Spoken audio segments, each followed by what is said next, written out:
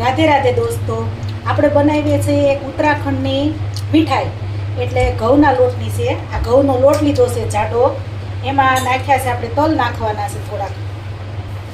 આમાં તલ નાખી દીધા. પછી આમાં એક વાટકી આપણે ટોપરું નાખવાનું. ટોપરું નાખ્યા પછી આમાં અંદર એક વાટકી જેટલું મોણ નાખવાનું. મોણ થોડુંક ચડિયાતું નાખવાનું, એટલે થોડાક સરસ થાય મીઠાઈ આપણી. અને હવે આ લીધો છે ગોળનું પાણી બનાવ્યું છે આપણે દેશી ગોળ હોય કે ગમે એ ગોળ હોય ઘરમાં, એનું પાણી બનાવવાનું ને એનું પાણી લોટ બાંધવામાં લેવાનું. આપણે એનો લોટ બાંધી દેવાનો, કઠણ ભાખરીનો લોટ બાંધીએ ને એવો. એકદમ સરસ આ લોટને બાંધી અને આને એકદમ સરસ રીતે કૂણી નાખવાનો છે. આપણે આને એકદમ કૂણવી અને થોડીક વાર આને કૂણવવાનો વધારે છે, એટલે એકદમ સરસ કડક અને સરસ બને મીઠાઈ. આવી રીતે આના લુયા બધા બનાવી નાખવાના. એકારે બધાના જ લુયા બનાવી નાખવાના. અને કાંઈ હુકાઈ જાય લોટ કે એવી કાંઈ ચિંતા કરવાની જ નથી. આવા બધા ગોળ આપણે આવી રીતે લુયા કરી નાખવાના. ઓલા પૂરીના લુયા કરીએ ને એવી રીતે જ બધાના લુયા એક કરી નાખવાના.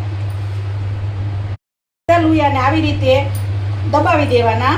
અને એ લોકો પાસે તો લાકડાના નાના નાના સાચા છે એવા, એટલે એમથી બનાવે. મારી પાસે તો એવું છે નહીં, એટલે હું મારી રીતે બનાવું છું. આવી રીતે થોડીક બે વેલણ મારવાના, પછી આ લઈ અને આની ડિઝાઇન પાડી નાખવાની આપણે, એટલે એની જેવું જ બની જાય. બે સાઈડ પાડવાની, એક સાઈડ પાડીએ, બે સાઈડ પાડીએ તોય ચાલે.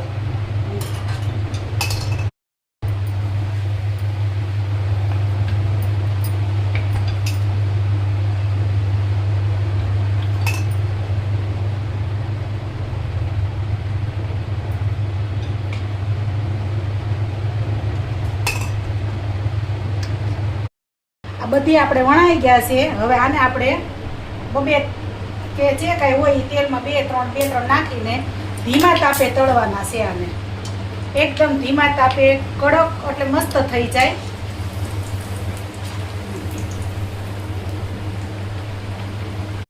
આ બની ગઈ છે આપણી મીઠાઈ, મસ્ત મજાની ગોળવાળી, કોઈને નડે નહીં.